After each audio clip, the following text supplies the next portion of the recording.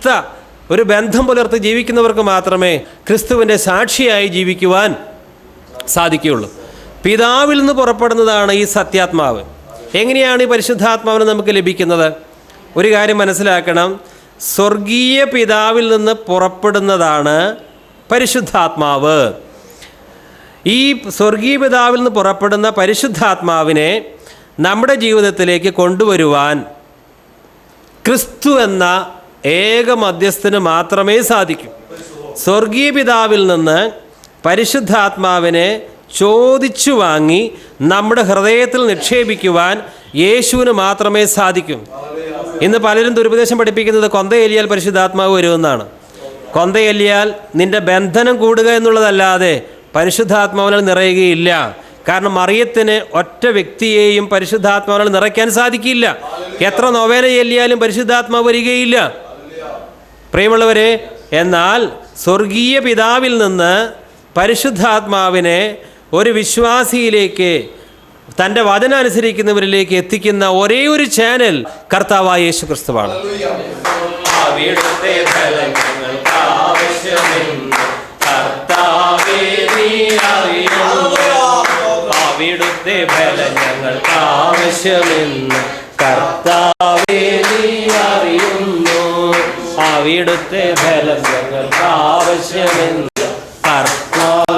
നീ അറിയും. ദൈവത്തിൻ്റെ പരിശുദ്ധാത്മാവിനെ ഒരു വിശ്വാസിയിലേക്ക് കൊണ്ടുവരുവാൻ കർത്താവായ യേശുക്രിസ്തുവിന് മാത്രമേ സാധിക്കൂ. അതിനാധാരമായിട്ട് 3 വേദഭാഗങ്ങൾ വായിക്കുകയാണ്. യോഹന്നാൻ 14:16. എന്നാൽ ഞാൻ പിതാവിനോട് ചോദിക്കും, അവൻ സത്യത്തിൻ്റെ ആത്മാവ് എന്ന മറ്റൊരു കാര്യസ്ഥനെ എന്നേക്ക് നിങ്ങളോടുകൂടി ഇരിക്കേണ്ടതിന് നിങ്ങൾക്ക് തരും. ലോകം അവനെ കാണുകയോ അറിയുകയോ ചെയ്യായകയാൽ അവനെ ലഭിപ്പാൻ കഴിയുകയില്ല. അതേ സുവിശേഷത്തിൽ നിന്ന് യോഹന്നാൻ 16:7. എന്നാൽ ഞാൻ നിങ്ങളോട് പറയുന്നു, ഞാൻ പോകുന്നത് നിങ്ങൾക്ക് പ്രയോജനം. ഞാൻ പോകാതിരുന്നാൽ കാര്യസ്ഥൻ നിങ്ങളുടെ അടുക്കൽ വരികയില്ല. ഞാൻ പോയാൽ അവനെ നിങ്ങളുടെ അടുക്കൽ അയക്കും. അപ്പസ്തോല പ്രവർത്തനങ്ങൾ 2-ാം അധ്യായം 33-ാം വാക്യത്തിൽ അവൻ ദൈവത്തിൻ്റെ വലത്തുഭാഗത്തേക്ക് ആരോഹണം ചെയ്തു. പരിശുദ്ധാത്മാവ് എന്ന വാഗ്ദത്തം പിതാവിനോട് വാങ്ങി നിങ്ങൾ ഈ കാണുകയും കേൾക്കുകയും ചെയ്യുന്നത് പകർന്ന് തന്നു. പ്രിയമുള്ളവരെ, നമ്മളൊരു കാലത്ത് ഈ ലോകത്തിൽ ജീവിച്ചതാണ്. പാപമാണ് അന്ന് നമ്മളെ നിയന്ത്രിച്ചിരുന്നത്. പക്ഷേ അത് പാപമാണെന്ന് നമ്മൾ അറിഞ്ഞിരുന്നില്ല. എന്നാൽ കർത്താവായ യേശുവിൽ വിശ്വസിച്ചപ്പോൾ പരിശുദ്ധാത്മാവാണ് നമുക്ക് പാപബോധം തരുന്നത്. ഇന്ന് ലോകത്തിലെ അനേകരെ രക്ഷിക്കപ്പെടാത്തവർ ധാരാളം പാപങ്ങൾ ചെയ്യുന്നു. പക്ഷേ ഇത് പാപമാണെന്ന് അവർക്ക് യാതൊരു ബോധ്യവും ഇന്നോളം കിട്ടിയിട്ടില്ല. മദ്യപിക്കുന്നു, വ്യാപാരത്തിൽ തട്ടിപ്പ് കാണിക്കുന്നു, ഭാര്യയെ ഉപദ്രവിക്കുന്നു, ആക്രോശിക്കുന്നു, അട്ടഹസിക്കുന്നു. ഇതൊന്നും ഒരു പാപമായിട്ട് ഭൂരിപക്ഷം പേർക്കും രക്ഷിക്കപ്പെടാത്തവർക്കൊരു ബോധ്യവും കിട്ടിയിട്ടില്ല. എന്താണ് കാരണം? പരിശുദ്ധാത്മാവിന് മാത്രമേ പാപത്തെ പാപമാണെന്നുള്ള ബോധ്യത്തിലേക്ക് കൊണ്ടുവരാനായിട്ട് സാധിക്കൂ. പരിശുദ്ധാത്മാവില്ലാത്തവർക്ക് പാപബോധമില്ല. പിന്നെ അവരുടെ മനസാക്ഷിയിൽ ശരിയെന്ന് തെറ്റെന്ന് തോന്നുന്ന ചില കാര്യങ്ങളുണ്ട്. അതനുസരിച്ച് അവർക്കൊരു കുറ്റബോധം ഉണ്ടായിന്ന് വരാം. അതല്ല ഇത് ഉയരത്തിലെ പരിശുദ്ധാത്മാവാണ് ഇത് പാപമാണ് എന്നുള്ള ബോധ്യം കൊടുക്കുന്നത്. നമ്മൾ വിശ്വാസത്തിലേക്ക് വന്നപ്പോൾ പരിശുദ്ധാത്മാവ് നമ്മിൽ വന്നു. കാരണം പരിശുദ്ധാത്മാവിൻ്റെ ശക്തിയില്ലാതെ യേശുവിനെ കർത്താവ് എന്ന് ഉദ്ഘോഷിക്കുവാൻ നമുക്ക് സാധിക്കുകയില്ല. എന്നാൽ വിശ്വാസത്തിലേക്ക് വന്നിട്ടും അനുദിനവും പരിശുദ്ധാത്മാവ് നമുക്ക് പാപബോധം വരുത്തേണ്ട ആവശ്യമുണ്ട്. അല്ലാതെ രക്ഷിക്കപ്പെടുന്ന സമയത്ത് മാത്രമല്ല പാപബോധം നമുക്ക് ആവശ്യമായിരിക്കുന്നത്. കാരണം പാപം നിറഞ്ഞ ഈ ലോകത്തിൽ ജീവിക്കുമ്പോൾ പാപത്തിൻ്റെ തന്ത്രങ്ങളിൽ നിന്ന് അനുദിനം രക്ഷപ്പെടുവാൻ ദൈവാത്മാവിൽ ആശ്രയിക്കണം. പരിശുദ്ധാത്മാവ് നമുക്ക് പറഞ്ഞു തരും, ഇത് പാപമാണ്, ഇത് ലോകത്തിൻ്റെ വഴിയാണ്, നീ ഇതിൽ കൂട്ടുചേരരുത്. വീണ്ടും പരിശുദ്ധാത്മാവിൽ ആശ്രയിക്കുന്നില്ല എങ്കിൽ പാപം ചെയ്തിട്ടും പാപമാണെന്ന് ചിലപ്പോൾ നമുക്ക് തോന്നുകയില്ല. കാരണം മാനുഷിക ബുദ്ധിയിൽ തെറ്റാണെന്ന് തിരിച്ചറിയുവാൻ നമുക്ക് സാധിക്കുകയില്ല. യോഹന്നാൻ എഴുതിയ സുവിശേഷം 16-ാം അധ്യായം 8-ാം വാക്യം. യോഹന്നാൻ 16:8. അവൻ വന്ന്, അതായത് പരിശുദ്ധാത്മാവ് വന്ന് പാപത്തെക്കുറിച്ചും നീതിയെക്കുറിച്ചും ന്യായവിധിയെക്കുറിച്ചും ലോകത്തിന് ബോധം വരുത്തും. നമ്മൾ ലോകത്തിന് ബോധം വരുത്തും എന്ന് അതിലെഴുതിയത് കൊണ്ട് ഇത് നമുക്ക് ബാധകമല്ല എന്ന് വിശ്വസിക്കും. ഇത് നമുക്കും ബാധകമായൊരു കാര്യമാണ്. നീതിയെക്കുറിച്ചുള്ളൊരു ബോധം നമുക്ക് വേണം. പരിശുദ്ധാത്മാവിനെ പ്രാപിച്ചു എന്ന് പറഞ്ഞ് അനീതിക്ക് കൂട്ടുനിന്നാൽ, തട്ടിപ്പ് കാണിച്ചാൽ, കൈക്കൂലി കൊടുത്ത് കാര്യം എളുപ്പത്തിൽ സാധിച്ചെടുത്താൽ അവർക്ക് പരിശുദ്ധാത്മാവ് ഉണ്ടെന്നവർ അവകാശപ്പെടുന്നുണ്ട്. ഓക്കെ, അവകാശം കൊണ്ട് കാര്യം നടക്കുകയില്ല. ദൈവാത്മാവിനെ അനുസരിച്ച് നടക്കുന്നവരാണ് ദൈവത്തിൻ്റെ മക്കൾ. ഇനി ന്യായവിധിയെക്കുറിച്ചും ബോധ്യം വരുത്തുകയാണ്. ഞാൻ ഈ പാപം ചെയ്താൽ പാപത്തിൻ്റെ ശമ്പളമായ നരകത്തിലേക്കാണ് പോവുക. വിശ്വാസത്താലാണ് രക്ഷിക്കപ്പെട്ടു, തീരെ നമുക്ക് കുറേയൊക്കെ അറിയാം. പക്ഷേ ജഡത്തിൻ്റെ പ്രവൃത്തികൾ ചെയ്താൽ നിങ്ങൾ മരിക്കും നിശ്ചയം. ഈ തിരിച്ചറിവ് ആരാ കൊടുക്കുന്നത്? പരിശുദ്ധാത്മാവാണ്. അല്ലാത്ത പക്ഷം അവനെ വഞ്ചിക്കപ്പെടും. നീ രക്ഷിക്കപ്പെട്ടല്ലോ, ഇനി പാപം ചെയ്താലും കുഴപ്പമില്ല, നീ വീണ്ടും ജനനം പ്രാപിച്ചതല്ലേ, സ്വർഗത്തിൽ എത്തിക്കൊള്ളും. പക്ഷേ ദൈവത്തിൻ്റെ പരിശുദ്ധാത്മാവ് വിശ്വാസിക്ക് ന്യായവിധിയെക്കുറിച്ചുള്ള ബോധ്യം വരുത്തി കൊടുക്കുകയാണ്. നീ ലോകമനുഷ്യനെ പോലെ ജഡത്തിൻ്റെ പാപത്തിലേക്ക് പോയാൽ നിനക്കൊരു ന്യായവിധിയുണ്ട്. അവനവൻ ശരീരത്തിലിരിക്കുമ്പോൾ ചെയ്യുന്ന എല്ലാ പ്രവൃത്തിക്കും, തിന്മയാകട്ടെ നല്ലതാകട്ടെ, നാം എല്ലാവരും കണക്ക് ബോധിപ്പിക്കുവാൻ യേശുക്രിസ്തുവിനെ ന്യായാസനത്തിന് മുമ്പാകെ നിൽക്കേണ്ടതുണ്ട്. ന്യായവിധിയെക്കുറിച്ചുള്ളൊരു ബോധ്യം, ദൈവഭയം, ഇതില്ല എങ്കിൽ പാപം ചെയ്യും. പലരും പാപം ചെയ്യുന്നത് എന്തുകൊണ്ടാണ്? സഹോദരനെ കുറ്റം വധിക്കുന്നതും സാമ്പത്തികമായ കാര്യത്തിൽ സൂത്രവും തട്ടിപ്പും കാണിക്കുന്നത് കൊണ്ടാണ്. ദൈവഭയമില്ല, വരാനിരിക്കുന്ന ന്യായവിധിയെക്കുറിച്ചുള്ള ബോധ്യമില്ല. എന്നാൽ പരിശുദ്ധാത്മാവിൽ ആശ്രയിക്കുമ്പോൾ നമുക്ക് ശക്തമായ ദൈവഭയം തരും, ദൈവഭയം തരും. ആരാധനാ ഹാളിലല്ല വളരെ ഭയത്തോടെയാണ് പെരുമാറുന്നത്. കാരണം അവിടെ ദൈവ സാന്നിധ്യമുണ്ട്. അത് ലോകത്തിലെ ചന്തയിലോ കടയിലോ പോലെ അവിടെ പെരുമാറിയാൽ അയ്യോ ഭയങ്കര ദോഷമാണ്. അങ്ങനെ പാടില്ല. ദൈവ സാന്നിധ്യമുണ്ട്. 2-3 പേർ എൻ്റെ നാമത്തിൽ എവിടെ കൂടിയാലും അവരുടെ നടുവിൽ ഞാനുണ്ട്. കർത്താവ് സർവ്വവ്യാപിയാണ്, എല്ലായിടത്തുണ്ട്, മാർക്കറ്റിലുണ്ട്, എല്ലായിടത്തുണ്ട്. ഓക്കെ, പക്ഷേ ആരാധനയ്ക്കായിട്ട് 2-3 പേർ കൂടി വരുമ്പോൾ അവിടെ പ്രത്യേകമായൊരു സാന്നിധ്യമുണ്ട്.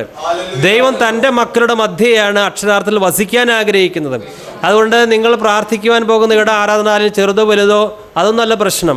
അവിടെ കർത്താവ് യേശുവിൻ്റെ സാന്നിധ്യമുണ്ട്. ഇത് ഓർത്തിട്ടായിരിക്കണം വചനം കേൾക്കാനിരിക്കുന്നതും പ്രാർത്ഥിക്കുന്നതും സാക്ഷ്യം പറയുന്നത്. അങ്ങനെയാണെങ്കിൽ അവിടെ പിന്നെ യാതൊരു ചന്തോചിതമല്ലാത്ത കാര്യങ്ങൾ ഒരിക്കലും നടക്കുകയില്ല. കാരണം പരിശുദ്ധാത്മാവ് ന്യായവിധിയെക്കുറിച്ചുള്ള ബോധ്യം വരുത്തും. ഇനി ഒരു വിശ്വാസി അന്യഭാഷയിൽ സംസാരിക്കണമോ? 2 രീതിയിലുള്ള അന്യഭാഷകളുണ്ട്. അപ്പസ്തോലന്മാർ പരിശുദ്ധാത്മാവിനാൽ ആദ്യം നിറഞ്ഞ പെന്തക്കോസ്ത് നാളിൽ അവർ സംസാരിച്ചത് എല്ലാവർക്കും അവരുടേതായ ഭാഷകളിൽ കേൾക്കാമായിരുന്നു. എന്നാൽ ഇവിടെ പറയുന്ന അന്യഭാഷ ഇത് മനുഷ്യർക്ക് മനസ്സിലാകുന്നില്ല. പക്ഷേ ആർക്കാണ് മനസ്സിലാക്കാൻ സാധിക്കുന്നത്? ദൈവത്തിന്. ഈ അന്യഭാഷയിൽ സംസാരിച്ചാലുള്ള പ്രയോജനം എന്താണ്? അന്യഭാഷയിൽ സംസാരിക്കുന്നവൻ തനിക്ക് തന്നെ ആത്മീയ വർധന വരുത്തുന്നു. ചിലരിങ്ങനെയാണ് കരുതുന്നത്, അന്യഭാഷയിൽ സംസാരിക്കുന്നവരുടെ ജീവിതമൊന്നും ശരിയല്ലല്ലോ, പിന്നെ ഞാനെന്തിനാ അന്യഭാഷയിൽ സംസാരിക്കുന്നത്? അങ്ങനെ നാം വഞ്ചിക്കപ്പെടരുത്. അപ്പസ്തോലനായ പൗലോസ് അന്യഭാഷയിൽ സംസാരിച്ചു. അപ്പസ്തോലന്റെ ആഗ്രഹം ഇതായിരുന്നു, എല്ലാവരും അന്യഭാഷകളിൽ സംസാരിക്കണം. ഒന്നുകൂടി ആ വേദഭാഗം വായിക്കുകയാണ്. 1 കൊരിന്ത്യർ 14:1 മുതൽ. സ്നേഹമാചരിപ്പാൻ ഉത്സാഹിപ്പിൻ. 1 കൊരിന്ത്യർ 14. സ്നേഹമാചരിപ്പാൻ ഉത്സാഹിപ്പിൻ, ആത്മീക വരങ്ങളും വിശേഷാൽ പ്രവചനപരവും വാഞ്ചിപ്പിൻ. അന്യഭാഷയിൽ സംസാരിക്കുന്നവൻ മനുഷ്യരോടല്ല ദൈവത്തോടത്രേ സംസാരിക്കുന്നു, ആരും തിരിച്ചറിയുന്നില്ലല്ലോ, എങ്കിലും അവൻ ആത്മാവിൽ മർമ്മങ്ങളെ സംസാരിക്കുന്നു. 4-ാം വാക്യം. അന്യഭാഷയിൽ സംസാരിക്കുന്നവൻ തനിക്ക് താൻ ആത്മീക വർധന വരുത്തുന്നു, പ്രവചിക്കുന്നവൻ സഭയ്ക്ക് ആത്മീക വർധന വരുത്തുന്നു. അതുകൊണ്ട് നാം ആത്മീയ വർധന പ്രാപിക്കുവാൻ അനേക വഴികളുണ്ട്. നമുക്ക് താഴ്മ വേണം, എളിമ വേണം, വചനം പഠിക്കണം, വിശുദ്ധിയിൽ ജീവിക്കണം, സുവിശേഷത്തിൻ്റെ സാക്ഷ്യം വഹിക്കണം. എന്നാൽ ഇതും ഒഴിച്ചുകൂടാൻ പറ്റാത്ത ഒന്നാണ്. അന്യഭാഷയിൽ സംസാരിക്കുന്നവൻ തനിക്ക് തന്നെ ആത്മീക വർധന വരുത്തുന്നു. അതുകൊണ്ട് എൻ്റെ ആത്മീക വർധനയ്ക്കായിട്ട് ദൈവം നിശ്ചയിച്ചിട്ടുള്ള ഈ അന്യഭാഷ എനിക്ക് വേണം, എനിക്ക് അന്യഭാഷയിൽ സംസാരിച്ചേ പറ്റൂ എന്നുള്ള തീക്ഷ്ണമായ ആഗ്രഹം നമുക്കുണ്ടെങ്കിൽ, അതിനായി വാഞ്ചിക്കുന്നുവെങ്കിൽ തീർച്ചയായിട്ടും ദാഹിക്കുന്നവന് ദൈവം ആ ദാഹത്തെ നിറവേറ്റിക്കൊടുക്കുക തന്നെ ചെയ്യും. ഇനി അന്യഭാഷയിൽ സ്തോത്രം പറയുന്നതും നമ്മുടെ മലയാള ഭാഷയിൽ സ്തോത്രം പറയുന്നതിന് വലിയ വ്യത്യാസമുണ്ടോ? 1 കൊരിന്ത്യർ 14:15 മുതൽ. ഞാൻ ആത്മാവ് കൊണ്ട് പ്രാർത്ഥിക്കും, ബുദ്ധി കൊണ്ടും പ്രാർത്ഥിക്കും, ആത്മാവ് കൊണ്ടും പാടും, ബുദ്ധി കൊണ്ടും പാടും.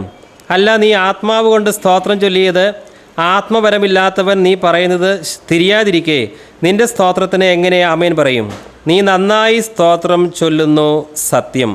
നീ നന്നായി സ്തോത്രം ചൊല്ലുന്നു സത്യം. എപ്പോൾ? അന്യഭാഷയിൽ. ഇവിടെ ആത്മാവ് കൊണ്ട് പ്രാർത്ഥിക്കുക എന്നത് അന്യഭാഷയിൽ പ്രാർത്ഥിക്കുക എന്നുള്ളതാണ്. സഭയിലെല്ലാവരും അന്യഭാഷയിൽ സംസാരിക്കുന്നു. ഈ അന്യഭാഷ എന്താണ്, പരിശുദ്ധാത്മാവ് എന്താണ് എന്നറിയാത്ത ഒരു വ്യക്തി ആ സഭയിലേക്ക് വരുമ്പോൾ അവന് കാര്യങ്ങൾ മനസ്സിലാകുന്നില്ല. ഓക്കെ, അത് സ്വാഭാവികമാണ്. അവൻ അറിയുന്നില്ലല്ലോ. കാരണം മനുഷ്യരാരും തിരിച്ചറിയാത്ത ഭാഷയാണ് സഭാ ഹാളിൽ കേൾക്കുന്നത്. എന്നാൽ നീ നന്നായി സ്തോത്രം പറയുന്നു. മലയാളത്തിൽ സ്തോത്രം പറയുന്നത് നല്ല കാര്യം തന്നെയാണ്. പക്ഷേ അന്യഭാഷയിൽ സ്തോത്രം പറഞ്ഞാൽ അത് കൂടുതൽ നന്നായുള്ള സ്തോത്രമാണ്. നമ്മുടെ പ്രാർത്ഥന കൂടുതൽ ഫലവത്താവുന്നത്, നമുക്ക് ആത്മീയമായിട്ട് വളരാൻ സാധിക്കുന്നത്, ഇതിനൊക്കെയും അന്യഭാഷ നമ്മളെ സഹായിക്കുന്നു. അതുകൊണ്ട് അന്യഭാഷ നിന്നുപോയിട്ടില്ല. നമ്മുടെ ആത്മീക വർധനയ്ക്കായിട്ട് ദൈവം നിശ്ചയിച്ചിട്ടുള്ളത് ദൈവം എപ്പോഴെങ്കിലും പിൻവലിക്കുമോ? ഇല്ല. 1-ാം നൂറ്റാണ്ടോടുകൂടി അന്യഭാഷ അവസാനിച്ചിട്ടില്ല. കാരണം 1-ാം നൂറ്റാണ്ടിലെ ക്രിസ്ത്യാനികൾക്ക് മാത്രമല്ല, ഈ 21-ാം നൂറ്റാണ്ടിലെ ക്രിസ്ത്യാനികൾക്കും ആത്മീക വർധന ആവശ്യമാണ്. അതിന് ദൈവം കൊടുത്തിരിക്കുന്നത് അനേക മാർഗങ്ങളുണ്ട്. അതിലൊന്നാണ് അന്യഭാഷയിൽ സംസാരിക്കുക. ഓക്കെ, ചിലർ പറയും അവരൊക്കെ അന്യഭാഷയിൽ സംസാരിച്ചിട്ട് അവർ ദ്രവ്യാസക്തി ഉള്ളവരാണല്ലോ, കോപിക്കുന്നവരാണല്ലോ, മത്സരിക്കുന്നവരാണല്ലോ, നുണ പറയുന്നവരാണല്ലോ. ശരിയായിരിക്കാം. അന്യഭാഷയിൽ പലരും ഇന്ന് സംശയിക്കുന്നതും അന്യഭാഷ വേണമെന്ന് ആഗ്രഹിക്കാത്തതിൻ്റെ ഒരു പ്രധാനപ്പെട്ട കാര്യം, അന്യഭാഷ സംസാരിക്കുന്നവരുടെ ജീവിതം നോക്കുമ്പോൾ പലതും കാണാനില്ല. അപ്പോൾ അങ്ങനെയുള്ള ലോകത്തിൽ നമ്മൾ ജീവിക്കുമ്പോൾ നാം അന്യഭാഷ പ്രാപിക്കുന്നതും സംസാരിക്കുക എന്തിനു വേണ്ടിയാണ്? ഇതാ എന്നെ നോക്ക്, ഞാൻ അന്യഭാഷയിൽ സംസാരിക്കുന്നു, പരിശുദ്ധാത്മാവ് എനിക്ക് തന്നതാണ്. അതുകൊണ്ട് ഞാൻ ലോകത്തിലെ മറ്റുള്ളവരുടെ ദുഷ്ടതയിൽ, വക്രതയിൽ, കാപഢ്യത്തിൽ ഞാൻ പോകുന്നില്ല. നിങ്ങൾ എന്നെ നോക്ക്. അതുകൊണ്ട് അന്യഭാഷ സംസാരിക്കുന്നവർക്കൊക്കെയും ഈ ഒരു കടമ അല്ലെങ്കിൽ ഉത്തരവാദിത്വമുണ്ട്. അവരൊരിക്കലും ലോകത്തിൻ്റെ ശൈലിയിൽ ജീവിക്കാൻ പാടില്ല. 1 കൊരിന്ത്യർ 13-ാം അധ്യായം 8 മുതൽ വായിക്കുന്നു. പ്രവചനപരമോ അത് നീങ്ങിപ്പോകും, ഭാഷാപരമോ അത് നിന്നുപോകും, ജ്ഞാനമോ അത് നീങ്ങിപ്പോകും. അംശമായി മാത്രം നാം അറിയുന്നു, അംശമായി മാത്രം നാം പ്രവചിക്കുന്നു. പൂർണ്ണമായത് വരുമ്പോഴോ അംശമായത് നീങ്ങിപ്പോകും. ഞാൻ ശിശുവായിരുന്നപ്പോൾ ശിശുവിനെ പോലെ സംസാരിച്ചു, ശിശുവിനെ പോലെ ചിന്തിച്ചു, ശിശുവിനെ പോലെ നിരൂപിച്ചു. പുരുഷനായ ശേഷമോ ഞാൻ ശിശുവിനുള്ളത് ത്യജിച്ചു കളഞ്ഞു. ഇപ്പോൾ നാം കണ്ണാടിയിൽ കടമൊഴിയായി കാണുന്നു, അപ്പോൾ മുഖാമുഖമായി കാണും. ഇപ്പോൾ ഞാൻ അംശമായി അറിയുന്നു, അപ്പോഴോ ഞാൻ അറിയപ്പെട്ടതുപോലെ തന്നെ അറിയും. ആകയാൽ വിശ്വാസം, പ്രത്യാശ, സ്നേഹം, ഈ മൂന്നും നിലനിൽക്കുന്നു. ഇവയിൽ വലിയതോ സ്നേഹം തന്നെ. ഇവിടെ ഭാഷാപരമോ നിന്നുപോകുമെന്ന് എഴുതിയതുകൊണ്ട് ചിലർ വിശ്വസിക്കുന്നത് ഭാഷാപരമൊക്കെ നിന്നുപോയി എന്നാണ്. എന്നാൽ ആ വാക്യത്തിൽ പറയുന്നത് ഭാഷാപരം മാത്രം നിൽക്കുന്നല്ല പറയുന്നത്. 8-ാം വാക്യം, പ്രവചനപരമോ അത് നീങ്ങിപ്പോകും, ഭാഷാപരമോ അത് നിന്നുപോകും, ജ്ഞാനമോ അത് നീങ്ങിപ്പോകും. ഈ 3 കാര്യങ്ങൾ നീങ്ങിപ്പോകും എന്നാണ്. നീങ്ങിപ്പോയി എന്നല്ല, നീങ്ങിപ്പോകും. ഇനി എന്നാണ് ഈ 3 വരങ്ങളും നീങ്ങിപ്പോകുക എന്ന് പറയുന്നുണ്ട്. കാരണം ഇപ്പോൾ നാം കർത്താവിനെ കണ്ണാടിയിൽ കടമൊഴിയായിട്ടാണ് കാണുന്നത്. അതുവരെയും നമുക്ക് പ്രവചനം ആവശ്യമാണ്, അന്യഭാഷ ആവശ്യമാണ്, ജ്ഞാനം ആവശ്യമാണ്. കാരണം നാം മുഖാമുഖം കർത്താവിനെ കണ്ടിട്ടില്ല, കാണാൻ പോകുന്നേയുള്ളൂ. അതുകൊണ്ടാണ് ഇപ്പോൾ നമുക്ക് അന്യഭാഷയും പ്രവചനവും ഒക്കെ ആവശ്യമായിരിക്കുന്നത്. കർത്താവിനെ നേരിട്ട് കണ്ടാൽ പിന്നെ അന്യഭാഷയുടെ ആവശ്യമുണ്ടോ? നാം സ്വർഗത്തിലെത്തിയാൽ ജ്ഞാനത്തിൻ്റെ ആവശ്യമുണ്ടോ? നാം സ്വർഗത്തിലെത്തിയാൽ ആരെങ്കിലും പ്രവചിക്കേണ്ട കാര്യമുണ്ടോ? കാരണം നാം സ്വർഗത്തിലെത്തിയാൽ യേശു എങ്ങനെ ഇരിക്കുന്നുവോ അങ്ങനെ നമ്മളും ഉള്ളവരായിട്ട് മാറുമെന്നാണ് യോഹന്നാന്റെ ലേഖനം പറയുന്നത്. അതുകൊണ്ട് ഈ ഭൂമിയിലായിരിക്കുന്നവർക്കാണ്, ഇപ്പോൾ കർത്താവായ യേശുവിനെ കണ്ണാടിയിൽ കടമൊഴിയായി കാണുന്നവർക്കാണ് ഈ അന്യഭാഷയും പ്രവചനപരവും ജ്ഞാനവും ഒക്കെ ആവശ്യമായിരിക്കുന്നത്. അതുകൊണ്ട് ഈ വേദഭാഗവും ഉദ്ധരിച്ച് അന്യഭാഷ നിന്നുപോയി എന്ന് പറയുന്നത് തികച്ചും ദുരുപദേശമാണ്. ഇവിടെ അന്യഭാഷ നിൽക്കും, എപ്പോഴും നിൽക്കും. പ്രവചനം നിൽക്കും, എപ്പോൾ നിൽക്കും? കർത്താവായ യേശുവിനെ നാം മുഖാമുഖം കാണുമ്പോൾ. അപ്പോൾ പിന്നെ അന്യഭാഷയുടെ ആവശ്യമില്ല. അതുകൊണ്ട് ഈ വേദഭാഗം നമ്മൾ വ്യക്തമായിട്ട് മനസ്സിലാക്കിയിരിക്കണം. ഇത് അന്യഭാഷ നിന്നുപോയി എന്ന് പഠിപ്പിക്കുവാൻ ചിലർ തെറ്റായി ഉദ്ധരിക്കുന്നു. അതിൽ നാം വഞ്ചിക്കപ്പെടരുത്. ആ വേദഭാഗം ഒന്നുകൂടി വായിച്ച് അവസാനിപ്പിക്കുകയാണ്. പ്രവചനപരമോ അത് നീങ്ങിപ്പോകും, ഭാഷാപരമോ അത് നിന്നുപോകും, ജ്ഞാനമോ അത് നീങ്ങിപ്പോകും. അംശമായി മാത്രം നാം അറിയുന്നു. ഇപ്പോഴൊന്നും നാം ദൈവത്തിൻ്റെ പൂർണ്ണത ഗ്രഹിച്ചിട്ടില്ല. നാം ഈ ഭൂമിയിലാണ് ജീവിക്കുന്നത്. അംശമായി മാത്രം പ്രവചിക്കുന്നു. പൂർണ്ണമായത് വരുമ്പോഴോ, പൂർണ്ണമായത് ഇപ്പോഴും വന്നിട്ടില്ല. പൂർണ്ണമായത് യേശുക്രിസ്തുവാണ്. യേശുക്രിസ്തുവുമായി നമ്മുടെ സ്വർഗത്തിലുള്ള നിത്യമായ വാസമാണ്. അതാണ് നമ്മുടെ പ്രത്യാശ. പൂർണ്ണമായത് വന്നിട്ടില്ല. പൂർണ്ണമായത് വരുമ്പോഴോ അംശമായത് നീങ്ങിപ്പോകും. എന്താണ് അംശമായത്? ഈ പ്രവചനപരവും ഈ ഭാഷാപരവും ഈ ജ്ഞാനവും ഇങ്ങനെ ബൈബിൾ പഠിപ്പിക്കലും ഇതെല്ലാം നീങ്ങിപ്പോകും. ഹല്ലേലൂയ. ഞാൻ ശിശുവായിരുന്നപ്പോൾ ശിശുവിനെ പോലെ സംസാരിച്ചു. ഇപ്പോൾ അതേ അവസ്ഥയാണ് നമുക്ക്. പൂർണ്ണതയിൽ എത്തിയിട്ടില്ല. കർത്താവായ യേശുക്രിസ്തു വരും. ഞാൻ ശിശുവിനെ പോലെ നിരൂപിച്ചു. പുരുഷനായ ശേഷമോ ഞാൻ ശിശുവിനുള്ളത് ത്യജിച്ചു കളഞ്ഞു. പുരുഷനായതിന് ശേഷം മാത്രമേ ശിശുവിനുള്ളത് ത്യജിക്കുകയുള്ളൂ. കർത്താവായ യേശുക്രിസ്തുവിനെ കാണുമ്പോഴാണ് നമ്മൾ പുരുഷനാകുന്നത്. എന്ന് വെച്ചാൽ അതിൻ്റെ പൂർണ്ണതയിലെത്തുന്നത്. അപ്പോൾ പിന്നെ ശിശുവിനുള്ള ഈ അന്യഭാഷയും പ്രവചനപരവും ഒന്നും ആവശ്യമില്ല. അത് വളരെ വ്യക്തമാണ് ആ വേദഭാഗത്തിൽ, സംശയമില്ല. ഇനി, ഇപ്പോൾ നാം കണ്ണാടിയിൽ കടമൊഴിയായി കാണുന്നു, അപ്പോൾ മുഖാമുഖമായി കാണും. ഇപ്പോൾ നാം മുഖാമുഖമായി കണ്ടിട്ടില്ല. മുഖാമുഖമായി കണ്ടാൽ പിന്നെ അന്യഭാഷയുടെ ആവശ്യമുണ്ടോ? ഇല്ല. ഇപ്പോൾ ഞാൻ അംശമായി അറിയുന്നു, അപ്പോഴോ ഞാൻ അറിയപ്പെട്ടതുപോലെ തന്നെ അറിയും. ആകയാൽ വിശ്വാസം, പ്രത്യാശ, സ്നേഹം, ഈ മൂന്ന് നിലനിൽക്കുന്നു. ഇവയിൽ വലുതോ സ്നേഹം തന്നെ. കണ്ണുകളടയ്ക്കാം. ദേവദാസന് പ്രാർത്ഥിച്ച ആശീർവാദം പറഞ്ഞു. എല്ലാവർക്കും ഒന്ന് എഴുന്നേറ്റ്. ഹല്ലേലൂയ. പിതാവേ സ്തോത്രം. ഹല്ലേലൂയ. ഹല്ലേലൂയ സ്തോത്രം. ഹല്ലേലൂയ സ്തോത്രം.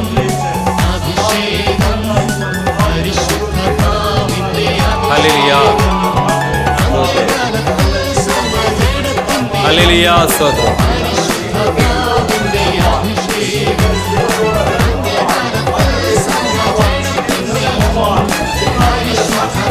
ഹല്ലേലൂയ സ്തോത്രം. ഹല്ലേലൂയ സ്തോത്രം. അപ്പാ സ്തോത്രം.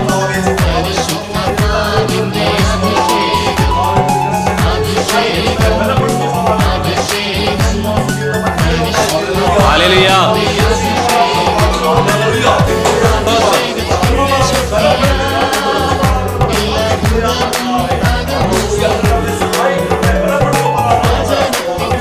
ഹല്ലേലൂയ.